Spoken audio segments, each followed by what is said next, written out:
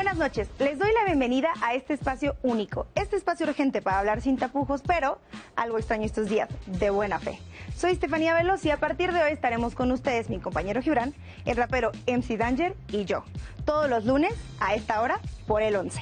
Y para arrancar tenemos como invitado especial al senador Germán Martínez, quien hablará con Gibran acerca de las paradas políticas que ha registrado su trayectoria, particularmente cuando decidió dejar atrás a ese partido conservador mexicano, el Partido Acción Nacional, para sumarse al proyecto López Obradorista. Y como la verdad nos importa, también hablaremos de las noticias falsas que han estado rodeando los medios de comunicación últimamente. Asimismo, tomamos la oportunidad de preguntarle a la gente qué opina sobre estos y otros temas que a usted y a nosotros nos interesan. Así que póngase cómoda, cómodo y vamos con Gibran. El 13 de marzo de 2018, formalizó su renuncia a la organización política que lo vio nacer y a la que representó como presidente de partido, diputado y como secretario de Estado del gobierno en cuyo triunfo electoral fue pieza clave, allá, 2006. Después de calificar al Partido Acción Nacional como una entidad que dejó de ser socialmente útil y la cual se había convertido en adicta al presupuesto público y al confort de las oficinas gubernamentales, Germán Martínez inició un proceso de conversión que lo llevó a formar parte de las filas del obradorismo como senador, cargo que dejó para luego retomar.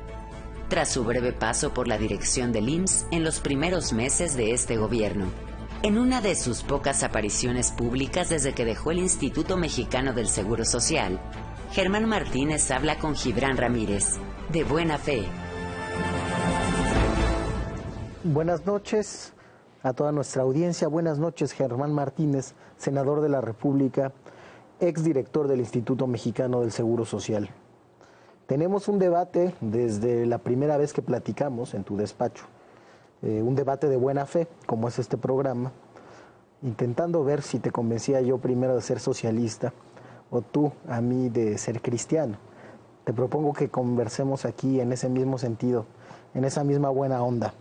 Sí, claro. Quiero empezar con algo que ya te he preguntado alguna vez, porque es un tema muy recurrente.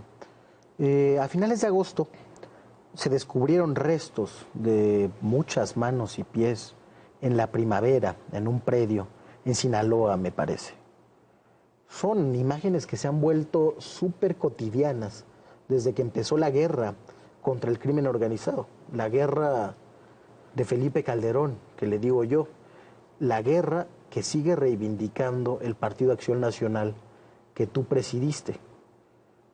Desde luego que puede ser que al inicio del proceso no se haya hecho para desmadrar al país, pero es algo que ha pasado. ¿Hay de tu parte arrepentimiento al respecto de ese proceso? Bueno, primero te agradezco, te deseo mucha suerte en tu programa, te va a ir muy bien. En segundo lugar, no, yo no soy de los que tienen como divisa el arrepentimiento. Yo soy de los que tienen como divisa explicar lo que creen. Tiene contradicciones y tengo dudas existenciales en mi cabeza. Me gusta Unamuno, me gusta Kierkegaard. Y la verdad es que yo creo que esa guerra, acepto tu término, es la parte criticable, yo la puedo decir en dos cosas. Y lo dije desde cuando Florence Cassés o cuando la Barbie o cuando aquellos delincuentes se hicieron famosos. Parte del problema es hacer de la lucha contra el crimen un espectáculo.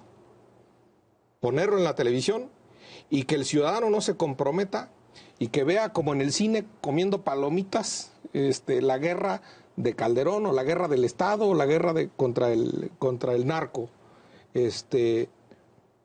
Yo creo que si el Estado, y ahí está la medida justa, que si el Estado, con su combate a la delincuencia, provoca más dolor del que provoca la delincuencia, ahí hay un problema.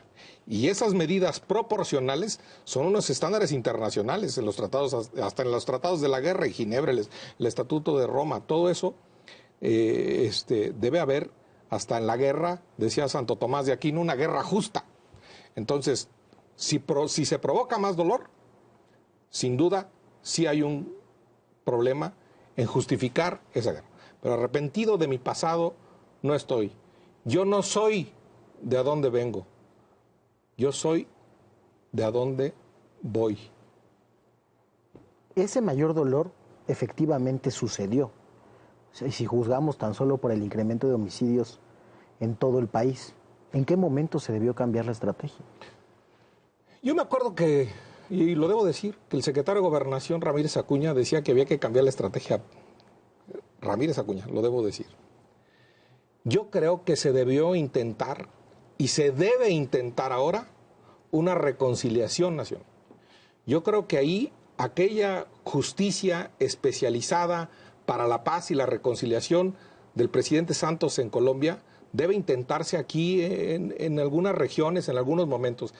Si especializamos a la justicia para los asuntos mercantiles, si la especializamos para el arbitraje, si la especializamos para el mercado, si la especializamos para la Bolsa Mexicana de Valores, ¿por qué no especializar a la justicia transicional para las víctimas, para la reparación del daño, para la reconciliación, para la paz?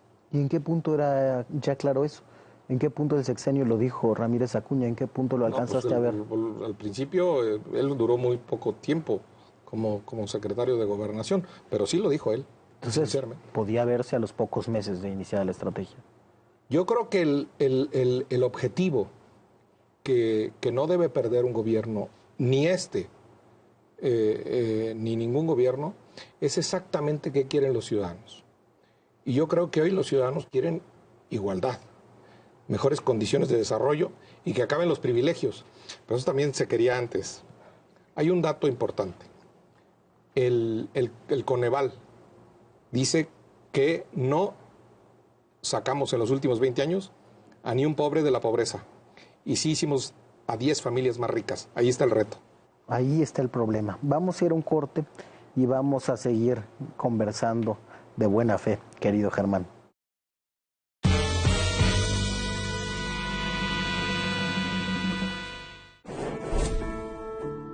Yo tengo aquí 47 años de servicio, siempre ingeniero en aeronáutica. Nunca he salido de CIME. Mi familia no tenía recursos, mi madre me sacó adelante, sin ella no hubiera podido hacer nada. Fue la ceremonia de entrega de anillos y diplomas, no podía faltar mi familia. Toda la familia estaba ahí, mis hermanas y mi madre. Todo lo que tengo es gracias a que él me dio las herramientas en su momento y le debo todo al Politécnico, definitivo. Politécnico, corazón del servicio. Hola, soy Patricia Kelly y me da mucho gusto darles la bienvenida a una nueva serie del 11. Aprendiendo a envejecer, en donde vamos a derribar mitos, vamos a proponer soluciones, vamos a hacernos visibles las personas adultas mayores. Les espero el próximo domingo, 6 de octubre, a las 11, en el 11.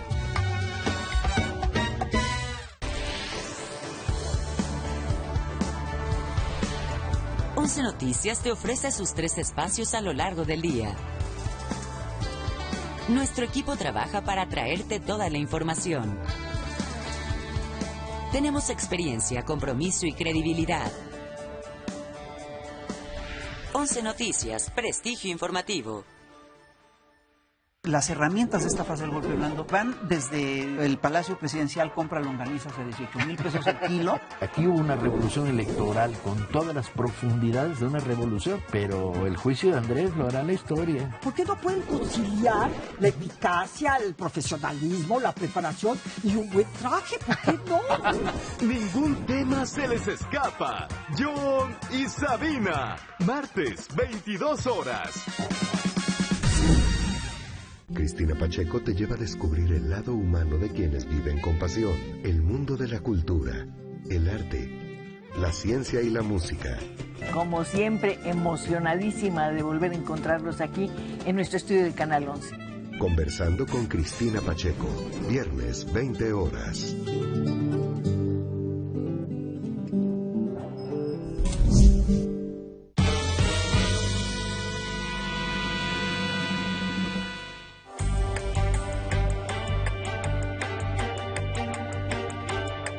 Pues realmente durante el gobierno de Calderón y Fox hubo mucho derramamiento de sangre. O sea, realmente el ejército invadió calles, estados completos y pues miles de muertos. Y realmente no creo que se haya hecho mucha justicia. No hubo un contraste contra el narcotráfico, que era lo que querían hacer.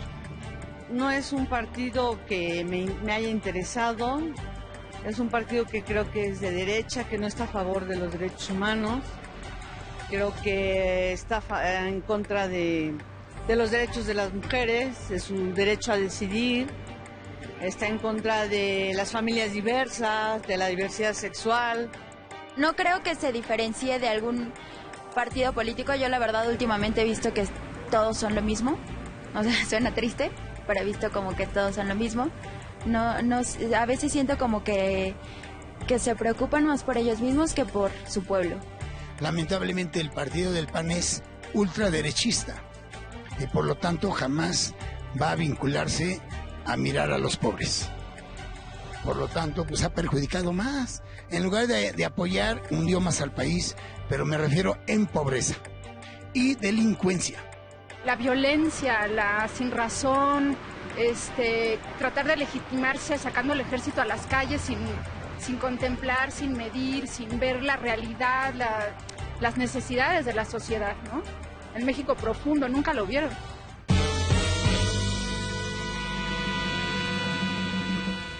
Y en nuestra sección Crónica de una mentira anunciada, vámonos con el tema que estos días estuvo generando confusión por la difusión intencional de información falsa. En esta ocasión, el asunto fue el supuesto desabasto de medicinas. En mayo, iniciaron quejas por la presunta falta de antirretrovirales en algunos estados del país, incluyendo la CDMX. A lo que el Centro Nacional para la Prevención y el Centro del VIH-Sida, CENSIDA, de la Secretaría de Salud, inmediatamente respondió: hey, tranqui, todos tenemos mecanismos de emergencia para abastecer a las 97,000 personas con VIH. Además, se autorizaron 2.820 millones de pesos adicionales para la adquisición de antirretrovirales. Por otro lado, el 5 de julio, tras la muerte de una niña de 7 años con cáncer, diversos noticieros acusaron de negligencia al Hospital Infantil de México, Federico Gómez, por el presunto desabasto de medicamentos. Hoy sabemos que la triste muerte nunca estuvo relacionada con la falta de medicamentos. Pero bueno, lo importante, ¿a qué se deben las complicaciones con las medicinas?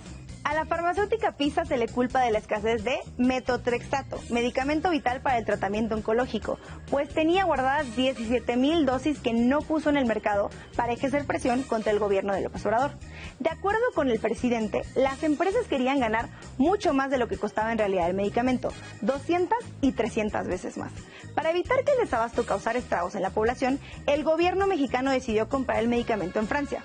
Hace unos días, la Presidencia de la República anunció que entre la Secretaría de la Marina, Salud y Hacienda se hizo un requerimiento al laboratorio Milán en Francia, porque se encontraba el medicamento que contaba con el registro estándar de calidad por la Autoridad Sanitaria Europea y la Organización Mundial de la Salud.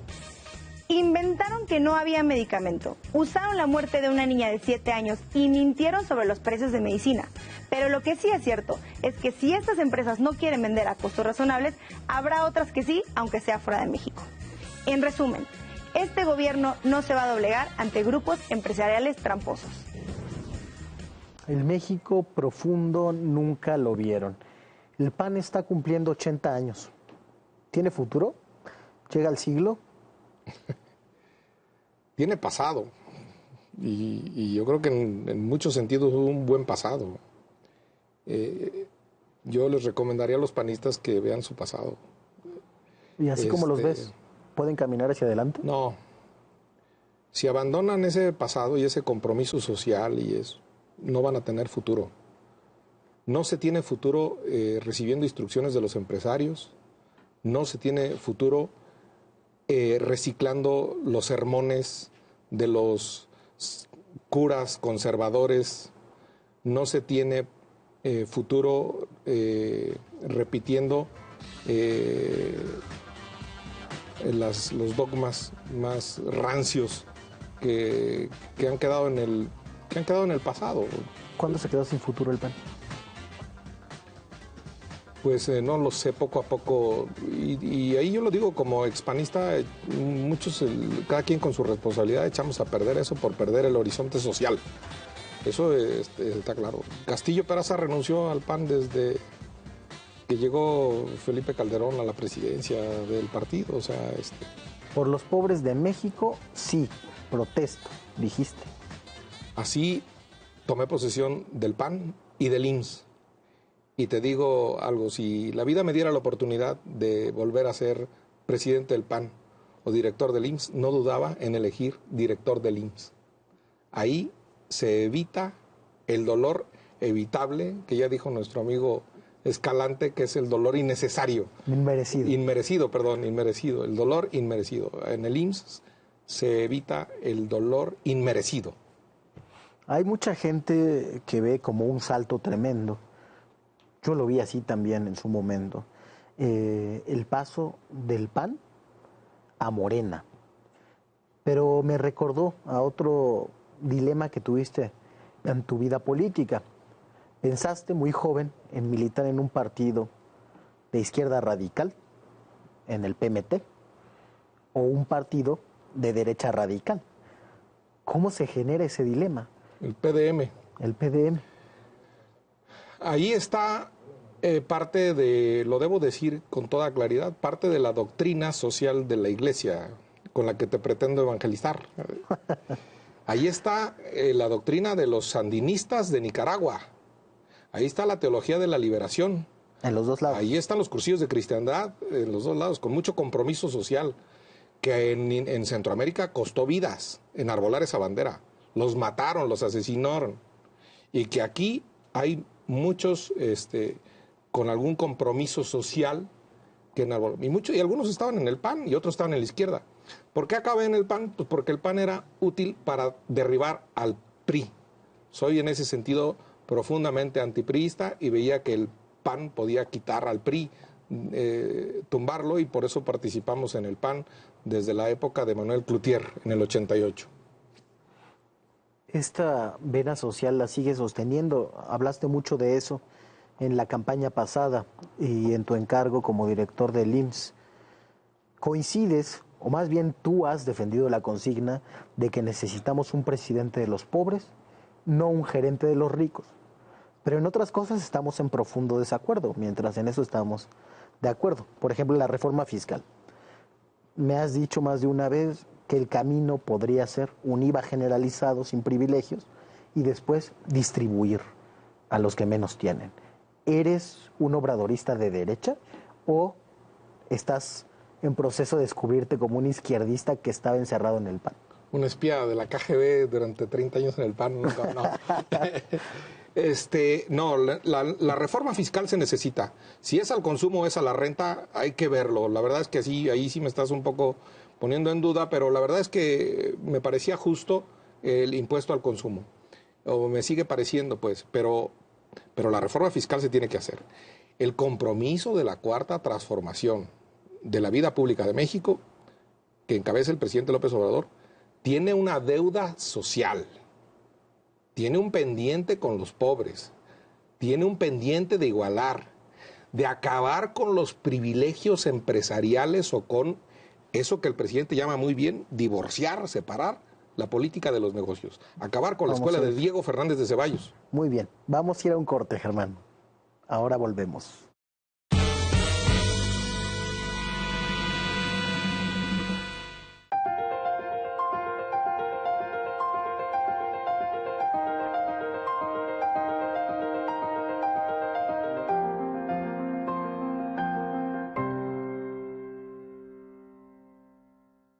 Ladies and gentlemen, this is Vanity Fair.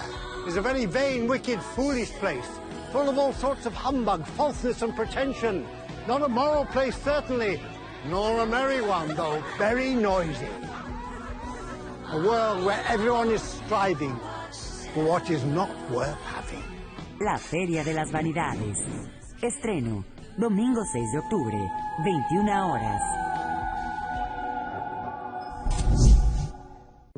Para explicarnos el origen de los asuntos y políticas públicas, hay que examinar todas las curvas de discusión que giran en torno a un mismo eje.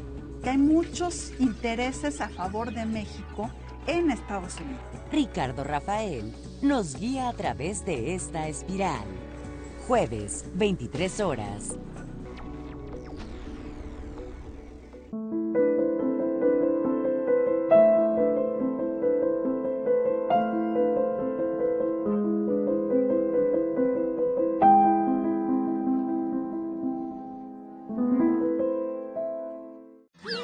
Él es ánimo.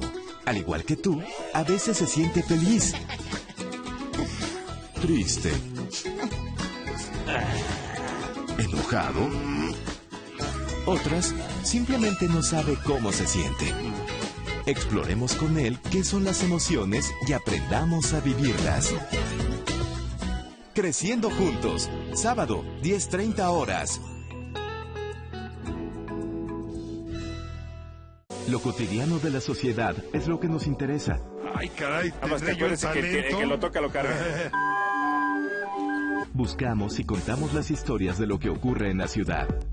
Es una plaza con tradición, es una plaza con fuerza. Sus personajes son nuestra inspiración. Calle 11, miércoles, 22 horas.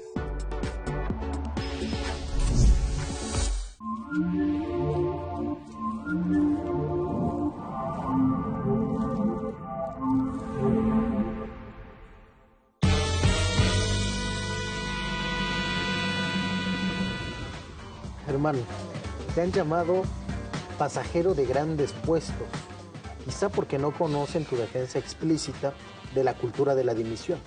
En México los políticos casi no renuncian, y menos renuncian por honor, por no haber llevado a cabo bien una tarea que tenían que realizar, cuando en otras partes del mundo es lo común. Yo coincido contigo en que es un asunto de honor, pero también me quedo pensando, después de lo que dijo el presidente, cuando renunciaste a la dirección general del IMSS, donde él implicaba que era algo así como darse por vencido, he seguido pensando en el asunto y en lo que te dije en aquellos días, que a la mera hora había que pensar más la liga con Hacienda, había que ser más público en esa defensa. No sé, ¿tú crees que había que aguantar un poco más? ¿Has pensado sobre eso o te ratificas en esa decisión? Primero, yo sí creo en la cultura de la dimisión. El político que no da resultados debe irse. Así fue en el PAN, yo perdí las elecciones que me tocaron. Y en el IMSS yo creo que sí, a lo mejor después de que se fue Ursúa y la verdad Ursúa era un estorbo ahí en el IMSS, pues sí había que tomarle las oficinas o había que hacer algo más. Pero yo no me fui del IMSS ni corrido, ni vendido, ni rendido para transformar este país. Estoy en el Senado y allí y ahí no me rajo y ahí estoy a empujar por la igualdad y acabar con los privilegios en este país. ¿Cuáles son los principales pendientes que se tienen dentro de ese movimiento para construir verdaderamente una cuarta transformación de la vida pública? Yo creo que Morena tiene que gobernarse bien a sí mismo para después seguir gobernando al país. Un movimiento que no se gobierna a sí mismo empieza a generar dudas. Sé bien cómo se pierden las elecciones y por qué. Ese es un primer punto. El segundo punto es, los mejores deben ir a los cargos públicos, a las nuevas elecciones. Los mejores, los que rindan frutos. Y el movimiento de regeneración nacional debe dar pasos y caminar solo, sin su fundador, sin su presidente, sin López Obrador. Eso es difícil, va a costar mucho, pero yo estoy seguro que lo puede hacer la gente de Morena. A mí me da mucho gusto estar al lado de gente como Malú Micher, de gente como Casimiro, un profesor de Uruapan, Michoacán, indígena, y que yo lo quiero mucho. Muchas gracias, Germán, por acompañarnos en esta primera emisión del programa. Ha sido un verdadero gusto. Creo que nos quedamos con muchas enseñanzas y con mucho para reflexionar. Al contrario, ciudadano. Te esperaremos aquí para charlar de nueva cuenta. Aquí estamos. Gracias.